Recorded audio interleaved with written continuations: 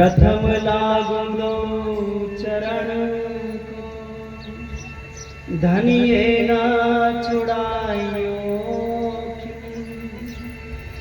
लात तली लाल वेड़िया, मेरे जीव के जीवन।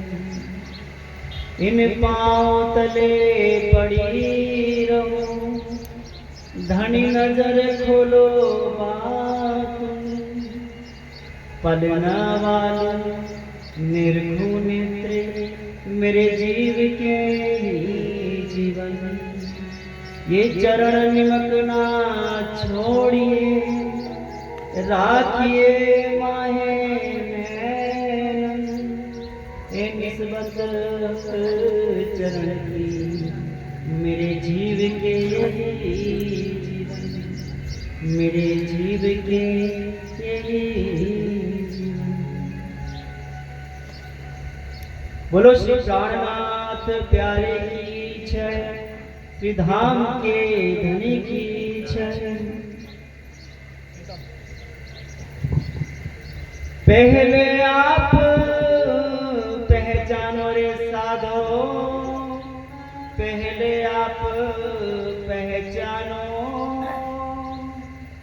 बिना पचने पार ब्रह्म को, कौन कहे मैं जानो। पहले आप पहचानो रे साधो।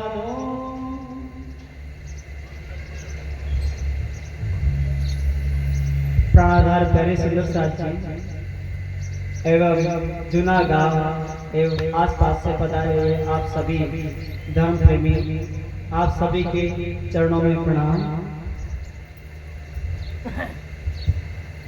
परम सौभाग्य की बात है कि जूना धाम की इस धर्मधरा के ऊपर श्री प्राणनाथ जी का मंदिर निर्माण हुआ।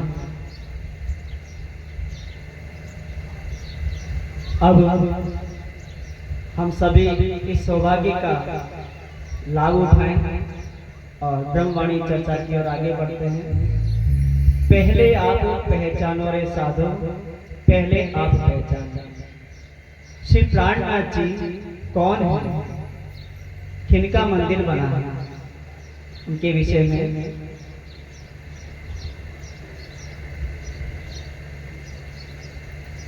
जब ये ब्रह्मांड अस्तित्व में आया, जब ये सृष्टि बनी, तो इसमें सबसे पहला जो ज्ञान आया वह था वेद।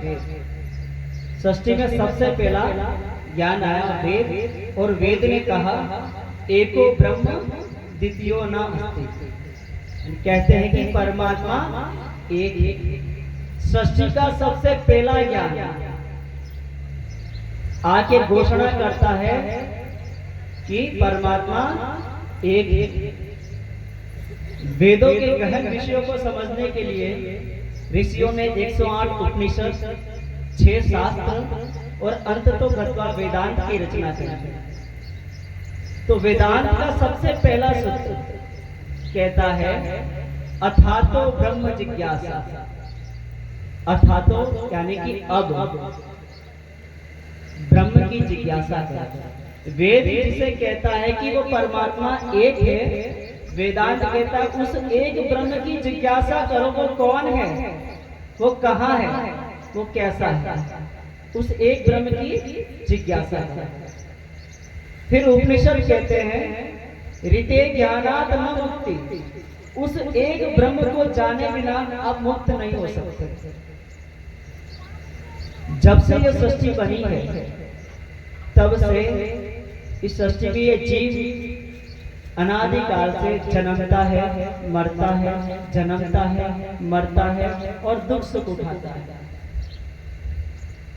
उपनिषद कहते हैं उस ब्रह्म को जब तक तुम जान नहीं लेते, उस परमात्मा को जब तक तुम जान नहीं लेते, तब तक तुम इस आवागमन से मुक्त नहीं हो सकते, इस कर्म के बंधन से मुक्त नहीं हो सकते।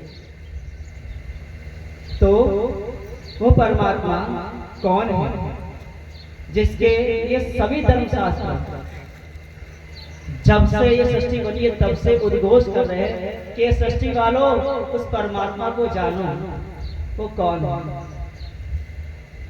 श्रीमद् भगवत गीता 15वां अध्याय और 16-17 नंबर का श्लोक कहता है, द्वाविमो पुरुषे लोके क्षर अक्षर एवच क्षर सर्वाणि भूतानि कुटस्थ अक्षर उच्यते उत्तम पुरुष परमात्मा ने तो अन्य इति उदाहरित।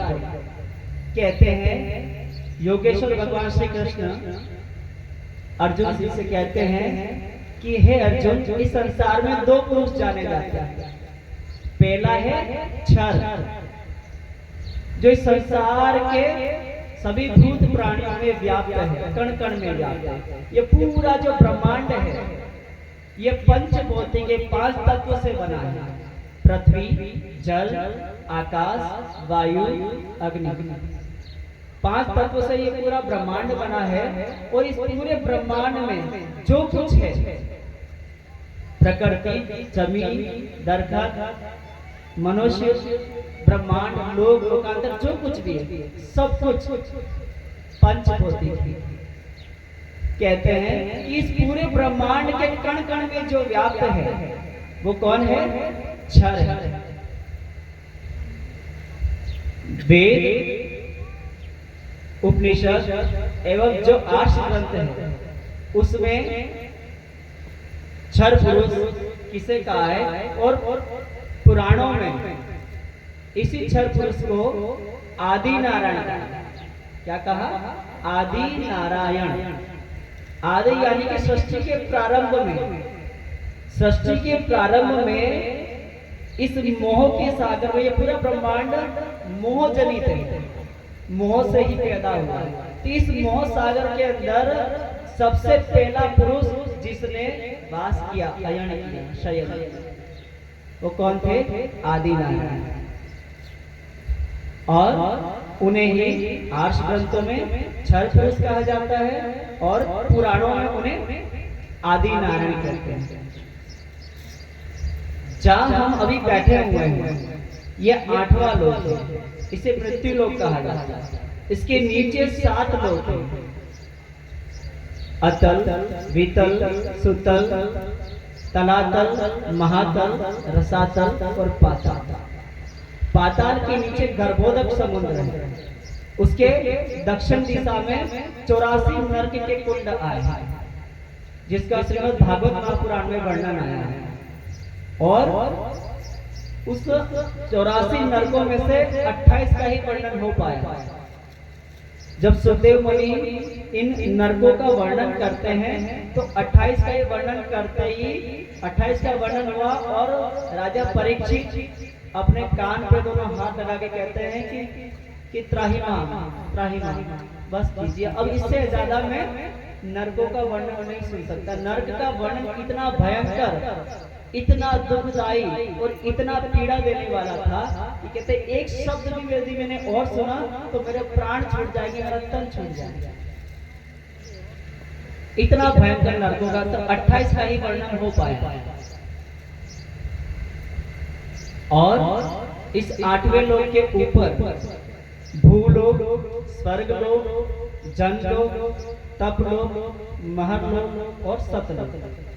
सतलोक में 3 पुरी है, ब्रह्मपुरी ब्रह्मा जी का स्थान, शिवपुरी भगवान शंकर जी का स्थान और वैकुंठ श्री हरि भगवान विष्णु उनका स्थान, तो वैकुंठ कहलाता है। तो ये सतलोक है जो कि 14वां लोक कहलाता है। इस 14वें लोक के ऊपर अष्ट आवरण है। जैसे प्याज होता है और प्याज में छिलके के ऊपर छिलका कैसे चढ़ा रहता है, ऐसे ये 14 लोक ब्रह्मांड जो है पूरा 8 आवरण में बंद है। इस अष्ट आवरण के ऊपर है प्रणव, जिसे ज्योति स्वरूप कहते हैं। जिसे ब्रह्मा कुमारी वाले जितने भी निराकार परमात्मा को मानने वाले हैं सभी कहते हैं वो परमात्मा प्रकाश पुंज है, ज्योति स्वरूप है। तो ये अष्ट आवरण के ऊपर जो निराकार है, प्रणव जिसे कहा जाता है, उसके ऊपर गायत्री शक्ति का स्थान है, उसके ऊपर आदि नारायण का स्थान है। तो आदि नारायण जो मैंने अभी कुछ भी जितना कुछ वर्णन किया ये पूरा क्षर ब्रह्मांड कहलाता है। और ये पूरा क्षर ब्रह्मांड के कण कण में जो व्याप्त है वो कौन है? आदि नारायण, क्षर पुरुष। और क्षर का मतलब क्या होता है? नाशवान। क्षर का अभिप्राय क्या होता है? नाशवान। यानी कि ये पूरी, ये जो कुछ बयान किया, ये सब कुछ बनता है अनादिकाल से। ये सृष्टि बनती है और सृष्टि के साथ में ये लोक, ये 14 लोक का ब्रह्मांड, ये अष्टावरण, ये पूरा क्षर ब्रह्मांड अनादिकाल से बनता और मिटता है।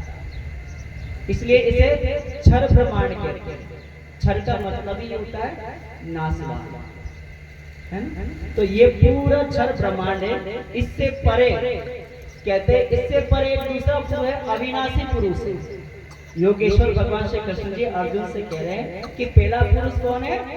क्षर, जो कि संसार के कण कण में, सभी भूत प्राणियों में जो व्याप्त है। तो कौन व्याप्त है उसका भी आपको बताया गया। अब इससे परे दूसरा पुरुष, जिसे अक्षर पुरुष कहते हैं, कहते हैं ये अविनाशी पुरुष है। लेकिन कहते हैं परमात्मा ये भी नहीं है। अविनाशी तो है लेकिन परमात्मा ये भी नहीं है। अविनाशी पुरुष इससे भी परे, क्षर से भी परे जो उत्तम पुरुष है उसे परमात्मा कहते हैं। तो वह परमात्मा जिसके सत्ता का स्वरूप अक्षर ब्रह्म कहलाता है। अब आप कहोगे सत्ता का स्वरूप क्या है? तो परमात्मा जो कि चेतन है, परमात्मा क्या है?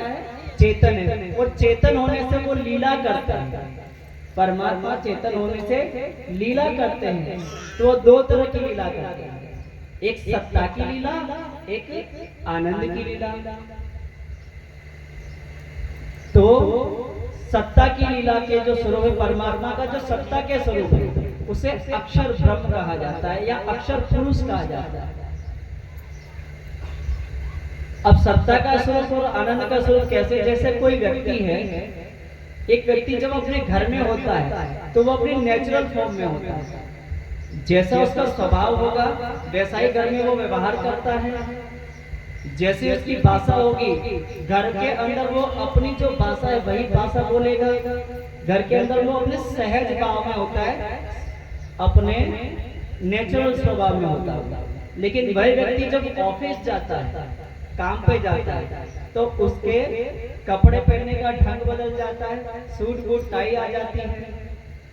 ऑफिस में जाते हैं, उसके बात करने का जो तरीका है, उसका जो लहजा है बात करने का, वो भी बदल जाता है। घर के अंदर वो जैसे बात करता है वैसे वो ऑफिस में बात नहीं करता। अपने जहाँ जो कर्म क्षेत्र है वहां पे वो घर में जैसे बात करता है वैसे बात नहीं करता। वहां पे वो पूरा अलग स्वभाव में आ जाता है। तो वही व्यक्ति घर के अंदर पूरा अलग है और वही व्यक्ति जो है जब ऑफिस जाता है तो पूरा स्वभाव उसका बदल जाता है। तो ऐसे परमात्मा, उस आत्मा परमात्मा का जो दिव्य ब्रह्मपुर धाम है, जिसे परम धाम कहा जाता है, उस परम धाम के अंदर उनका स्वभाव बिल्कुल अलग है। और उसी परमात्मा का सत्ता का स्वरूप, जिसे अक्षर पुरुष कहा जाता है, अक्षर ब्रह्म कहा जाता है, वह अक्षर ब्रह्म क्या करते हैं? ये जो भी क्षर ब्रह्मांड का वर्णन हुआ, ऐसे असंख्य जिनकी कोई गिनती नहीं है। कहते देवी भागवत में बताया गया है कि इस हवा में जो धूल के कण हैं, कदाचित उनकी गिनती हो भी जाए, लेकिन क्षर पुरुष, अक्षर पुरुष के द्वारा बनने वाले जो ब्रह्मांड है, इनकी गिनती नहीं हो सकती। असंख्य ब्रह्मांड, ऐसे असंख्य क्षर ब्रह्मांड वो बनाते हैं और मिटाते हैं। तो ये जो ब्रह्मांड है, ऐसे असंख्य ब्रह्मांड बनते हैं और असंख्य ब्रह्मांड में असंख्य ऐसे 14 लोग, असंख्य ब्रह्मा विष्णु महेश और असंख्य ऐसे ये लोक लोकांतर, ऐसे असंख्य है ब्रह्मांड। तो अक्षर पुरुष द्वारा परमात्मा ये ब्रह्मांड बनाने और मिटाने की जो लीला है, ये सत्ता की लीला कहलाती है। और इस सत्ता की लीला वो अक्षर पुरुष के द्वारा करते हैं। और पूरी दुनिया जो है वो परमात्मा का है। क्षर जो इस संसार के कण कण में व्याप्त है, इससे परे अक्षर पुरुष जो कि अविनाशी पुरुष है, जो कि परमात्मा के सत्ता का स्वरूप है, जिनके द्वारा ऐसे असंख्यों ब्रह्मांड बनते हैं। और उससे भी परे जो उत्तम पुरुष है उसे अक्षरातीत पूर्ण परमात्मा कहा जाता है। तो वो जो पूर्ण परमात्मा है, वो परमात्मा अक्षर पुरुष के द्वारा सत्ता की लीला करता है, यानी कि ब्रह्मांड बनाने और मिटाने की लीला करते हैं, और अपने परम धाम के अंदर वो प्रेम और आनंद की लीला करते हैं। तो कबीर जी कहते हैं, चलते चलते पग थका, नगर रहा नवकोस, बीच में डेरा पड़ गया, कबीरा किनको देवे दोष। तो क्षर और अक्षर से भी परे वो उत्तम पुरुष है, उसे परमात्मा कहा जाता है। और पूरी दुनिया इस क्षर ब्रह्मांड के अंदर ही परमात्मा को मान बैठी है, इसी क्षर ब्रह्मांड के अंदर ही परमात्मा को खोजती है। जो 14 लोक हैं, इस 14 लोकों में कोई देवी को, कोई देवता को, है ना, कोई जो तीनों गुण है, तीनों गुणों के जो अधिष्ठाता देवता है, इन्हीं को सब कोई परमात्मा मान के बैठे। लेकिन जब हम इनके धर्म शास्त्र, इनके द्वारा कई शास्त्र, जैसे भगवान शंकर जी ने माहेश्वर तंत्र, भगवान शंकर जी ने 64 तंत्र बनाए, उसमें एक माहेश्वर तंत्र है। तो माहेश्वर तंत्र को देखोगे, श्रीमद् भागवत महापुराण को देखोगे, या जब आप अपने धर्म ग्रंथों को देखोगे, तो उसके अंदर सभी धर्म ग्रंथ पुकार पुकार के कह रहे हैं कि वो परमात्मा क्षर अक्षर से परे जो उत्तम पुरुष है, वो परमात्मा वह है। और हम सब इसी दुनिया में परमात्मा मान के बैठे हैं। तो मान लेना एक अलग बात है और होना एक अलग बात है ना। तो हमने मान लिया, लेकिन श्री प्राणनाथ जी की ब्रह्मवाणी आई और इसमें उन्होंने उस परमात्मा का स्वरूप क्या है, जो क्षर अक्षर से परे जो उत्तम पुरुष है, जिसे पूर्ण परमात्मा कहा जाता है, उसका स्वरूप क्या है, वो कैसा है, उसका धाम कैसा है, उनकी लीला क्या है, ये ब्रह्मांड कहाँ से बनता है और कहाँ जाके समा जाता है, ये सारा ब्रह्म ज्ञान जिसे तत्व ज्ञान कहा जाता है, ये सारा तत्व ज्ञान सरल भाषा में श्री प्राणनाथ जी ने यहाँ प्रकट किया। दुनिया में जितना ज्ञान था इससे पहले, सतयुग में, द्वापर में, त्रेता में, जितना भी ज्ञान था, सारा ज्ञान संस्कृत में था। और हर व्यक्ति संस्कृत का जानकार तो